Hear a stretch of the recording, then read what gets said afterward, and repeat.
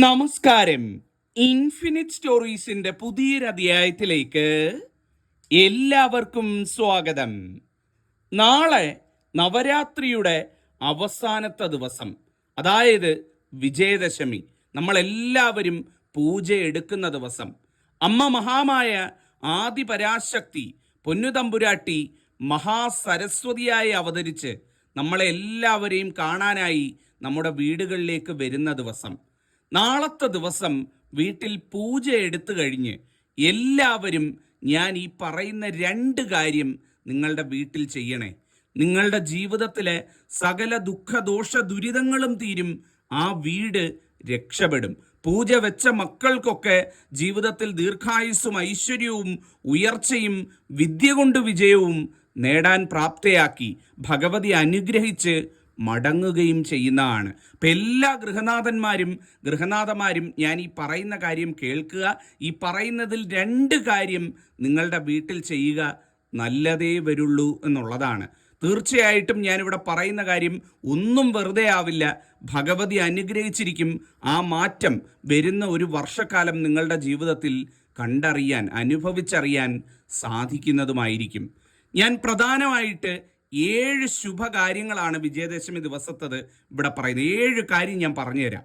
ഈ 7 എണ്ണത്തിൽ ഏറ്റവും കുറഞ്ഞത് 2 എണ്ണം, നിങ്ങളെ കൊണ്ട് പറ്റുന്ന 2 എണ്ണമെങ്കിലും എല്ലാവരും ചെയ്യണം കേട്ടോ. ഏറ്റവും ശുഭമായിരിക്കും. ഭഗവതി സംപ്രീതയാകും.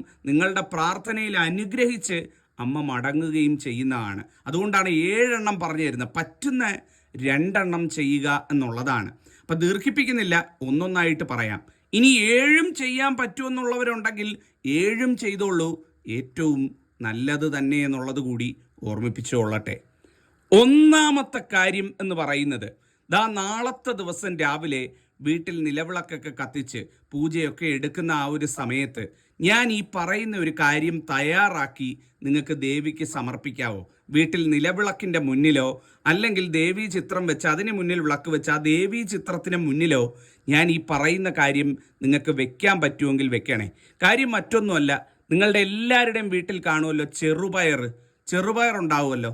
ചെറുപയർ പുഴുങ്ങി കുറച്ച് ശർക്കരയോ അല്ലെങ്കിൽ പഞ്ചസാരയോ കുഴച്ച് ആ ചെറുപയർ ശർക്കര പുഴുക്ക് അല്ലെങ്കിൽ ചെറുപയർ ശർക്കര അല്ലെങ്കിൽ ചെറുപയർ പഞ്ചസാര പുഴുക്ക് അത് ഒരു വാഴയിലയിലോ ഒരു ഇലയിലോ വെച്ച് അല്ലെങ്കിൽ ഒരു പാത്രത്തിലോ വെച്ച് ഭഗവതിക്ക് നാളെ ചിത്രത്തിന് മുന്നിൽ അല്ലെങ്കിൽ നിലവിളക്കിൻ്റെ മുന്നിൽ സമർപ്പിക്കുക. പൂജ എടുക്കുന്നതിന് മുമ്പായിട്ട് അല്ലെ പൂജ എടുക്കുന്ന ആ ഒരു സമയത്ത് ഇത് സമർപ്പിച്ച് ദേവിക്ക് നേദ്യം സമർപ്പിച്ച് പ്രാർത്ഥിക്കുക എന്നുള്ളതാണ് ഏറ്റവും ഐശ്വര്യമുള്ള കാര്യം കേട്ടോ. ആ പുഴുക്ക് അതിനുശേഷം വീട്ടിലുള്ള അംഗങ്ങൾ പങ്കിട്ട് കഴിക്കണം. പ്രത്യേകിച്ചും പൂജ വെച്ച മക്കളൊക്കെ അതിൽ നിന്നൊരു പങ്ക് കഴിക്കണം കേട്ടോ. ഏറ്റവും ഐശ്വര്യമായിരിക്കും എന്നാണ് പറയുന്നത്. അത് ദേവിക്ക് നേദിച്ച് വെള്ളം തെളിച്ചതിന് ശേഷം കുഞ്ഞുങ്ങൾ അത് കഴിക്കണം. ഏറ്റവും നല്ലതാണെന്നാണ് പറയുന്നത്. കുഞ്ഞുങ്ങൾക്ക് എല്ലാ രീതിയിലും ആയുരാരോഗ്യ സൗഖ്യവും ദീർഘായുസ്സും പഠിക്കാനുള്ള മനസ്സും ജീവിതത്തിൽ വിജയിക്കാനുള്ള എല്ലാ അവസരങ്ങളും ഭഗവതിയായിട്ട് നേടിക്കൊടുക്കും. ഈ ഒരു വിജയദശമി ദിവസം ഒരമ്മയ്ക്ക് അല്ലെങ്കിൽ ഒരച്ഛന് തൻ്റെ മകൾക്ക് വേണ്ടി ചെയ്തു കൊടുക്കാൻ പറ്റുന്ന ഏറ്റവും നല്ല ഒരു പുണ്യപ്രവൃത്തിയാണ് ഭഗവതിക്ക് ഇത് നേദിച്ച് മക്കൾക്ക് കൊടുക്കുക എന്ന് പറയുന്നത്. വീട്ടിലുള്ള എല്ലാവരും അത് പങ്കിട്ട് കഴിക്കണം. ഏറ്റവും ഐശ്വര്യമുള്ള കാര്യമാണ്. വേറെ ഒരു നേദ്യവും ചെയ്തില്ലെങ്കിലും നാളത്തെ ദിവസം രാവിലെ പയറ് പുഴുങ്ങി ഇത്തരത്തിൽ അതിലേക്ക് ശർക്കര അല്ലെങ്കിൽ പഞ്ചസാര ഇട്ട് അത് ഏറ്റവും ഐശ്വര്യമായിട്ട് ഒരു ഇലയിൽ ദേവിക്ക് നേദിക്കുക എന്നുള്ളതാണ്. ചെയ്യുന്ന കുടുംബങ്ങൾക്ക് അതിൻ്റേതായ ഉയർച്ച, അതിൻ്റേതായ ഐശ്വര്യം ജീവിതത്തിൽ കിട്ടുന്നതായിരിക്കും. ഇതാണ് 7 കാര്യങ്ങളിൽ ഒന്നാമത്തെ കാര്യം എന്ന് പറയുന്നത്.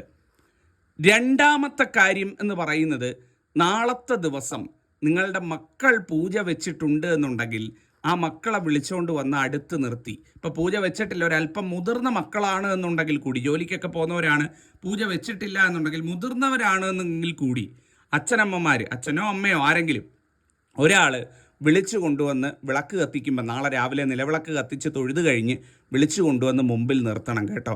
നിർത്തിയിട്ട് അവരുടെ തലയിൽ കൈവച്ച് ഞാൻ ഈ പറയുന്ന മന്ത്രം ചൊല്ലി അവരെ ഒന്ന് അനുഗ്രഹിക്കും. നന്നായി വരണമെന്ന് പറഞ്ഞ് ഒന്ന് തലയിലൊന്ന് തൊട്ടൊന്ന് അനുഗ്രഹിക്കണം കേട്ടോ.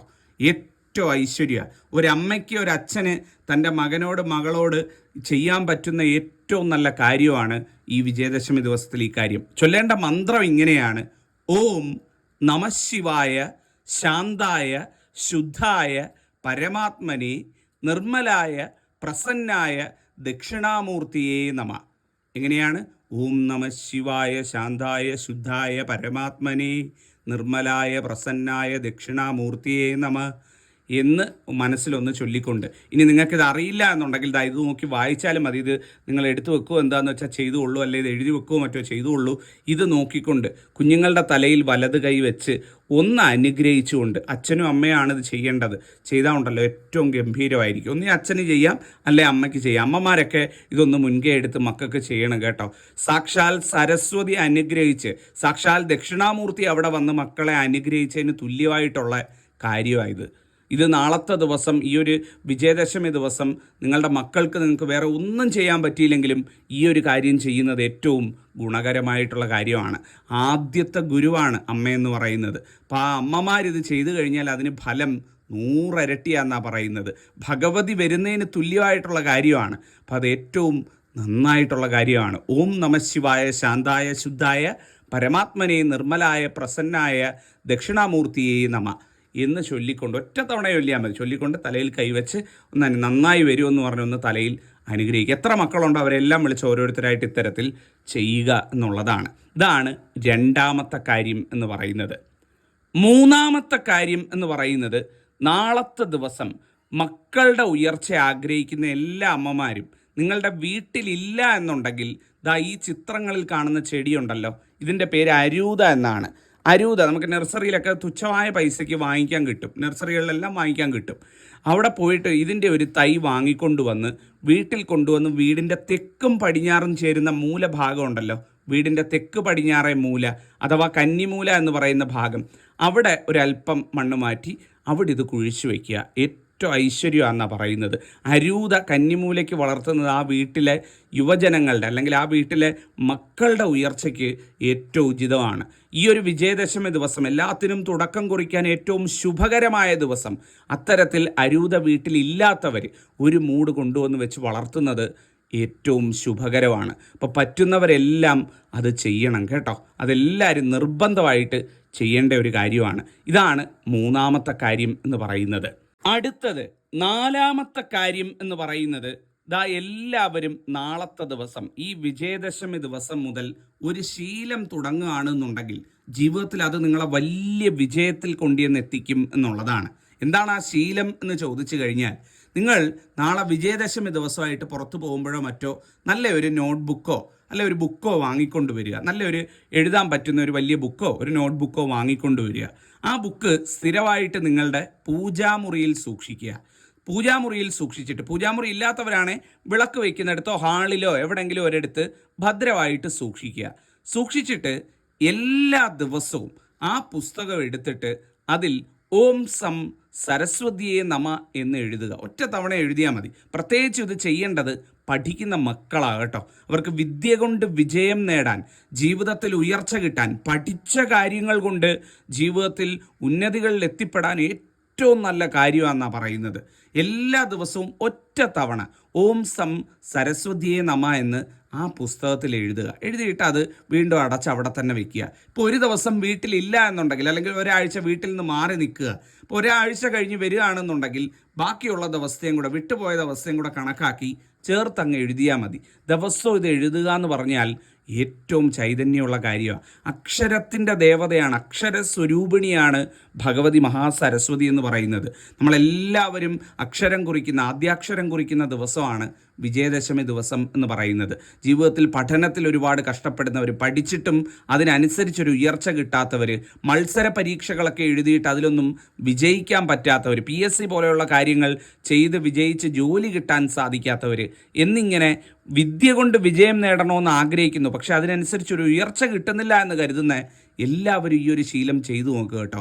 നിങ്ങൾ പോലും അറിയാതെ വിദ്യ കൊണ്ട് നിങ്ങൾ ജീവിതത്തിൽ വിജയിച്ചു കയറും. എല്ലാ ദിവസവും ബുക്കെടുത്ത് സമയം കിട്ടുമ്പോൾ ഒരിടത്തിരുന്ന് ഓം സം സരസ്വതിയെ നമ എന്ന് എഴുതിയിട്ട് അടച്ചു വയ്ക്കുക. ഇടയ്ക്ക് ഒരു 4 ദിവസം എന്തെങ്കിലും തിരക്ക് കാരണം വേറെ എവിടെയെങ്കിലും ആയിരുന്നു, വരാൻ പറ്റിയില്ല, എഴുതാൻ പറ്റിയില്ല എന്നുണ്ടെങ്കിൽ അത് ചേർത്ത് എഴുതിയാൽ മതി. ഒരു ദിവസം വിട്ടുപോയി എന്ന് കരുതിയൊന്നും ഒരു ദോഷവും വരുത്തുമില്ല.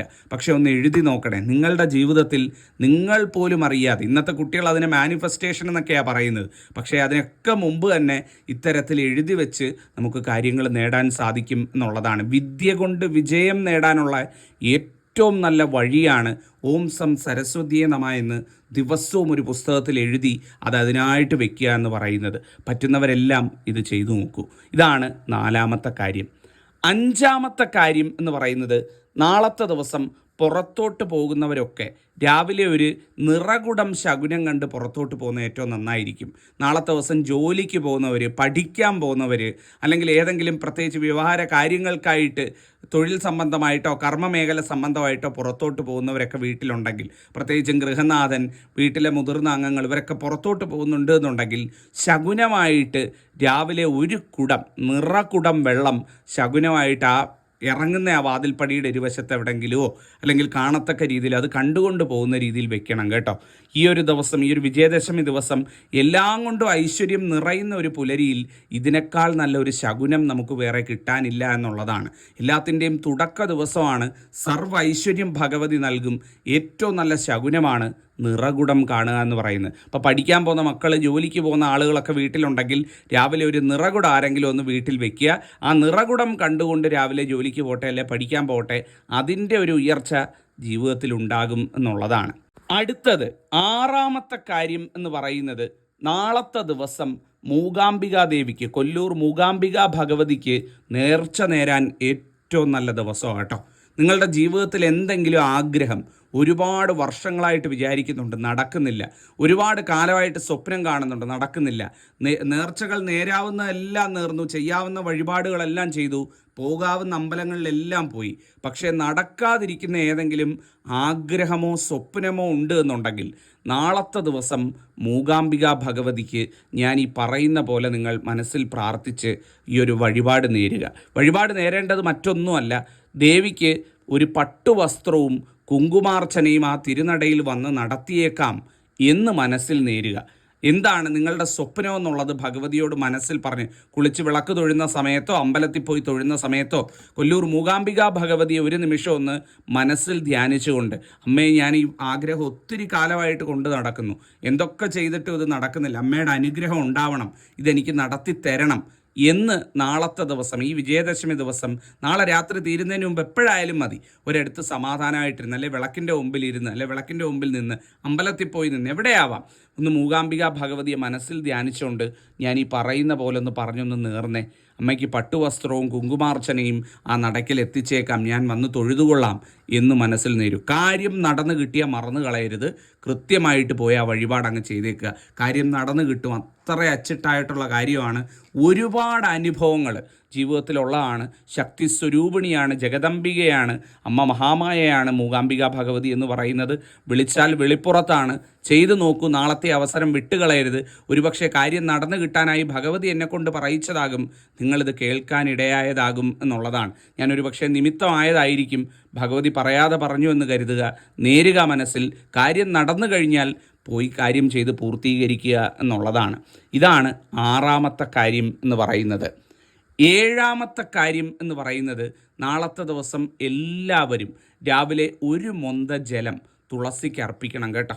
ഏറ്റവും ഐശ്വര്യമായിരിക്കും. രാവിലെ തന്നെ ഒരു മൊന്ത ജലം, നല്ല ഒരു മൊന്ത ജലം തുളസിക്ക് അർപ്പിച്ച് തുളസി ഒന്ന് വലം വെച്ച് പ്രാർത്ഥിക്കുന്നത് ആ ഗൃഹനാഥയെ സംബന്ധിച്ചിടത്തോളം ആ വീടിന് ചെയ്യാൻ പറ്റുന്ന ഏറ്റവും നല്ല ഐശ്വര്യം കേട്ടോ. പ്രസീത തുളസീ ദേവി പ്രസീത ഹരിവല്ലഭേ ക്ഷീരോദമദനോദ്ഭുതേ തുളസീത്വ നമാമ്യഹം എന്നുകൂടി ചൊല്ലി പ്രാർത്ഥിക്കാമെന്നുണ്ടെങ്കിൽ ഏറ്റവും നല്ലത്. അതുപോലെ രാവിലെ അടുപ്പിൽ അരിയിടുന്ന സമയത്ത് അമ്മ മഹാമായ മഹാസരസ്വതിയെ കൂടെ നിങ്ങൾ അന്നപൂർണേശ്വരി ദേവിയും മഹാലക്ഷ്മിയും പ്രാർത്ഥിക്കുന്നതിനോടൊപ്പം മഹാസരസ്വതി ദേവിയെ കൂടെ ഒന്ന് മനസ്സിൽ പ്രാർത്ഥിച്ചിട്ട് വീട്ടിൽ അരിയിടാൻ ആയിട്ടുള്ളൊരു മനസ്സുണ്ടാവണം. രാവിലെ അരിയിടുമ്പോൾ എല്ലാ അമ്മമാരും ഗൃഹനാഥന്മാരും ഇതൊന്ന് ഓർത്ത് വെച്ചേക്കുക. എല്ലാ ദിവസവും പ്രാർത്ഥിച്ച് അരിയിടുന്നതിനോടൊപ്പം മഹാസരസ്വതിയെ കൂടെ ഒന്ന് വണങ്ങണം. കാര്യം അക്ഷരമാകുന്ന അമ്മയാണ് നമുക്ക് എല്ലാത്തിനുമുള്ള വഴി തെളിയിച്ച് തരുന്നത്, അല്ലേ? അറിവ് ജ്ഞാനവുമാണ്. അത് നിലനിന്ന് പോകാൻ നമ്മളുടെ അന്നത്തിന് ഒരു കാരണവശാലും മുട്ടുണ്ടാവാതെ ഭഗവതി നമ്മളെ തുണയ്ക്കാൻ വേണ്ടി അതുകൂടി ഒന്ന് ചെയ്യുക. ഓം സം സരസ്വതിയെ നമ എന്നാണ് സരസ്വതി മന്ത്രം. അപ്പം ഇതാണ് പറയാനുള്ള 7ാമത്തെ കാര്യം എന്ന് പറയുന്നത്. തുളസിയുടെ കാര്യവും അരിയിടുന്ന കാര്യവും. അപ്പം 7 കാര്യങ്ങൾ ഞാനിവിടെ പറഞ്ഞു തന്നു. ചിലർക്ക് ഈ 7ഉം ചെയ്യാൻ പറ്റുന്നവരുണ്ട്, 7ഉം ചെയ്യണമെന്ന് വിചാരിക്കുന്നവരുണ്ട്. ചെയ്യാം, ഏറ്റവും നല്ലത്. ഇനി 7 പറ്റിയില്ല എന്നുണ്ടെങ്കിൽ ഏറ്റവും കുറഞ്ഞത് ഞാൻ പറഞ്ഞല്ലോ, ഇതിനകത്ത് 2 എണ്ണമെങ്കിലും നിങ്ങൾ ചെയ്യണം. അതിൻ്റെ ഗുണം നിങ്ങൾക്കും കുഞ്ഞുങ്ങൾക്കും കുടുംബത്തിനും കിട്ടുന്നതായിരിക്കും. ഭഗവതി അനുഗ്രഹിക്കട്ടെ, നന്നായി വരട്ടെ എന്നുള്ളതാണ്. നമസ്കാരം, നന്ദി.